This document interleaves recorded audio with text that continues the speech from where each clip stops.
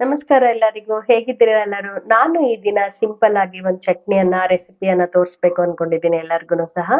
ಇದು ಒಂದು ಹೀರೆಕಾಯಿ ಚಟ್ನಿ ಇದು. ಇದು ಸಿಂಪಲ್ ಆಗಿ ಮನೆಯಲ್ಲಿ ಸೈಡ್ ಡಿಶ್ ಬೇಕು ಈ ಒಂದು ಸಾಂಬಾರ್ ಜೊತೆಗೆ ಅಥವಾ ಚಪಾತಿ ಜೊತೆಗೂನು ಸಹ ತಿನ್ಬೋದು, ರೊಟ್ಟಿ ಜೊತೆಗೂನು ಸಹ ತಿನ್ಬೋದು. ಎಲ್ಲದಕ್ಕೂನು ಸಹ ಒಳ್ಳೆಯ ಒಂದು ಕಾಂಬಿನೇಷನ್ ಅಂತ ಹೇಳ್ಬಹುದು. ಬೇರೆ ತರದ ಚಟ್ನಿಗಳು ತಿಂದು ಬೇಜಾರಾದಾಗ ಈ ಒಂದು ಹೀರೆಕಾಯಿ ಚಟ್ನಿ ತಿಂದಾಗ ನಿಜವಾಗ್ಲೂ ತುಂಬಾ ಖುಷಿ ಆಗುತ್ತೆ. ರುಚಿ ಚೆನ್ನಾಗಿರುತ್ತೆ ಇದು. ಇವನ್ ಮಕ್ಳಿಗೂನು ಸಹ ತುಂಬಾ ಇಷ್ಟ ಆಗತ್ತೆ. ಅನ್ನದ ಜೊತೆಗೂನು ಸಹ ಇದನ್ನ ಊಟ ಮಾಡಬಹುದು.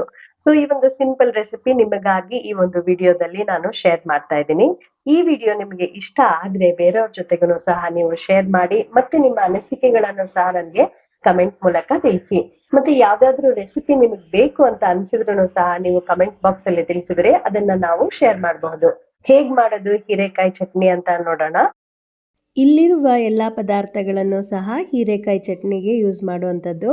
ಸೊ ಹೀರೆಕಾಯಿ ಯಾವಾಗ್ಲೂ ಸ್ವಲ್ಪ ಎಳೆದಾಗಿರುವ ಹೀರೆಕಾಯನ್ನು ನಾವು ತಗೊಂಡ್ರೆ ಚಟ್ನಿ ಟೇಸ್ಟಾಗಿರುತ್ತೆ. ಹಸಿಮೆಣಸಿನ್ಕಾಯಿ ಖಾರಕ್ಕೆ ತಕ್ಕಷ್ಟು, ಆಮೇಲೆ ಹುಣಸೆ ಹಣ್ಣನ್ನು ಸ್ವಲ್ಪ ತೊಳೆದಿಟ್ಕೊಂಡಿರಬೇಕು. ಒಂದು 4-5 ಎಸಳಷ್ಟು ಬೆಳ್ಳುಳ್ಳಿಯನ್ನು ತೆಗೆದುಕೊಂಡು ಸ್ವಲ್ಪ ಕೊತ್ತಂಬರಿಯನ್ನು ತೊಳೆದಿಟ್ಕೊಂಡ್ರೆ ಹೀರೆಕಾಯಿ ಚಟ್ನಿಯನ್ನು ಮಾಡ್ಬೋದು.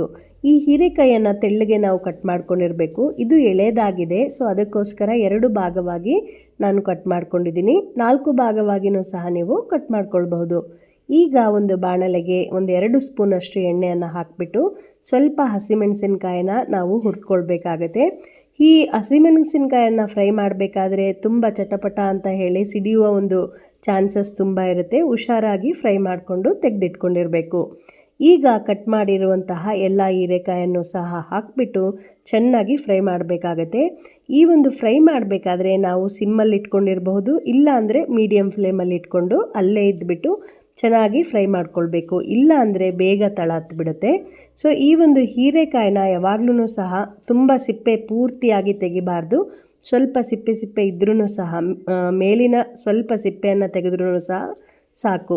ಎಲ್ಲ ಹೀರೆಕಾಯಿನೂ ಸಹ ಕಟ್ ಮಾಡಿಕೊಂಡು ನಾವು ಈ ರೀತಿಯಾಗಿ ಸ್ವಲ್ಪ ಹೊತ್ತು ನಾವು ಈ ಹೀರೆಕಾಯನ್ನು ಫ್ರೈ ಮಾಡಬೇಕಾಗತ್ತೆ.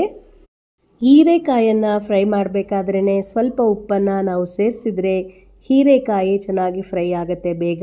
ಸೊ ಸ್ವಲ್ಪ ಉಪ್ಪನ್ನು ಆ್ಯಡ್ ಮಾಡಿಬಿಟ್ಟು ಒಂದು 10 ನಿಮಿಷ ಚೆನ್ನಾಗಿ ನಾವು ಫ್ರೈ ಮಾಡಬೇಕಾಗತ್ತೆ. ಫ್ರೈ ಮಾಡ್ತಾ ಇರಬೇಕಾದ್ರೆ ಸ್ವಲ್ಪ ಸಮಯ ಆದಮೇಲೆ ಹೀರೆಕಾಯಿನ ಒಂದು ಬಣ್ಣ ನಮಗೆ ಚೇಂಜ್ ಆಗೋದು ಬದಲಾಗೋದು ಕಾಣಿಸುತ್ತೆ. ಸೊ ಸ್ವಲ್ಪ ಬಣ್ಣ ಚೇಂಜ್ ಆಗ್ತಾಯಿದೆ, ಮೆತ್ತಗಾಗ್ತಾಯಿದೆ ಹೀರೆಕಾಯಿ ಅಂದಾಗ ನಾವು ಈ ರೀತಿಯಾಗಿ ರೆಡಿ ಆದಾಗ ಸ್ಟವ್ ಆಫ್ ಮಾಡಿದ್ರೆ ಸಾಕು. ಸೊ ಪೂರ್ತಿಯಾಗಿ ಸ್ವಲ್ಪ ತಣ್ಣಗಾದಮೇಲೆ ಹೀರೆಕಾಯನ್ನು ನಾವು ಈ ಒಂದು ಫ್ರೈ ಆಗಿರುವಂತಹ ಹೀರೆಕಾಯನ್ನು ಜಾರಲ್ಲಿ ಹಾಕ್ಕೊಂಡು ನಾವು ರುಬ್ಕೊಳ್ಬಹುದು ಚಟ್ನಿಗಾಗಿ. ಸೊ ಮೊದಲೇ ತೋರಿಸಿದ ಎಲ್ಲ ಒಂದು ಪದಾರ್ಥಗಳನ್ನು ಒಂದೊಂದಾಗಿ ನಾವು ಜಾರ್ನಲ್ಲಿ ಹಾಕಿಬಿಟ್ಟು ಆಮೇಲೆ ಉಪ್ಪನ್ನು ನಾವು ಚೆಕ್ ಮಾಡ್ಕೊಳ್ಬೇಕು, ಆಮೇಲೆ ಹಾಕಬೇಕು. ಯಾಕಂದರೆ ನಾವು ಹೀರೆಕಾಯನ್ನು ಫ್ರೈ ಮಾಡಬೇಕಾದ್ರೆ ಮೊದಲೇ ಸ್ವಲ್ಪ ಉಪ್ಪನ್ನು ಸೇರಿಸಿರ್ತೀವಿ. ಸೊ ಅದಕ್ಕೋಸ್ಕರ ಹೀರೆಕಾಯಿ, ಹಸಿಮೆಣಸಿನ್ಕಾಯಿ, ಕೊತ್ತಂಬರಿ, ಸ್ವಲ್ಪ ನಾವು ತೊಳೆದಿಟ್ಕೊಂಡಿರುವಂತಹ ಹುಣಸೆಹಣ್ಣು ಇವೆಲ್ಲವನ್ನು ಸಹ ಹಾಕ್ಕೊಂಡು ಮಿಕ್ಸರ್ ಜಾರಲ್ಲಿ ನಾವು ರುಬ್ಕೊಳ್ಬೇಕಾಗತ್ತೆ. ಈ ಒಂದು ಚಟ್ನಿಯನ್ನು ನಾವು ಸ್ವಲ್ಪ ತರಿಯಾಗಿ ರುಬ್ಕೊಂಡ್ರೇ ಟೇಸ್ಟ್ ಚೆನ್ನಾಗಿರುತ್ತೆ. ನಿಮಗೆ ಯಾವ ರೀತಿಯ ಕನ್ಸಿಸ್ಟೆನ್ಸಿಯಲ್ಲಿ ಬೇಕೋ ಆ ರೀತಿಯಾಗಿ ನೀವು ರುಬ್ಕೊಳ್ಳಿ. ತುಂಬ ಪೇಸ್ಟಾಗಿ ನಿಮ್ಗೆ ಇಷ್ಟ ಆಗುತ್ತೆ ಅಂದರೆ ಪೇಸ್ಟ್ ರೂಪದಲ್ಲಿ ರುಬ್ಕೊಳ್ಳಿ. ಇಲ್ಲ ಅಂದರೆ ನಿಮಗೆ ತರಿಯಾಗಿ ಇಷ್ಟ ಆಗುತ್ತೆ ಅಂದರೆ ತರಿಯಾಗಿ ರುಬ್ಕೊಳ್ಬಹುದು.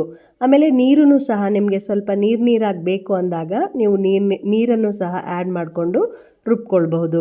ಸೊ ಈ ರೀತಿಯಾಗಿ ಸಿಂಪಲ್ಲಾಗಿ ಸ್ವಲ್ಪ ಪದಾರ್ಥಗಳನ್ನು ಯೂಸ್ ಮಾಡಿಕೊಂಡು ತುಂಬ ರುಚಿಕಟ್ಟಾದ ಒಂದು ಚಟ್ನಿಯನ್ನು ಮನೆಯಲ್ಲಿ ಹೀರೆಕಾಯಿ ಚಟ್ನಿಯನ್ನು ಈ ರೀತಿಯಾಗಿ ತಯಾರಿಸ್ಬಹುದು. ಇದನ್ನು ನಾವು ಬಿಸಿಯಾದ ಅನ್ನಕ್ಕೆ ಸ್ವಲ್ಪ ತುಪ್ಪ ಹಾಕ್ಕೊಂಡು ಊಟ ಮಾಡಿದಾಗ ತುಂಬ ಒಂದು ರುಚಿಯನ್ನು ಕೊಡುತ್ತೆ. ಮಕ್ಕಳಿಗೂ ಸಹ ಈ ಒಂದು ರುಚಿ ತುಂಬ ಇಷ್ಟ ಆಗುತ್ತೆ.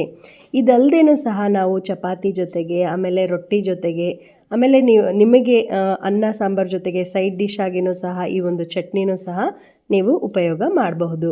ಸೊ ಈ ರೀತಿಯಾಗಿ ನೀವೂ ಸಹ ಮನೆಯಲ್ಲಿ ಸಿಂಪಲ್ಲಾಗಿ ಈ ಚಟ್ನಿಯನ್ನು ಟ್ರೈ ಮಾಡಿ ಹೇಗೆ ಟೇಸ್ಟಿಯಾಗಿತ್ತು ಅನ್ನೋದನ್ನು ಕಮೆಂಟ್ ಮೂಲಕ ನನಗೆ ತಿಳಿಸೋದನ್ನು ಮರಿಬೇಡಿ.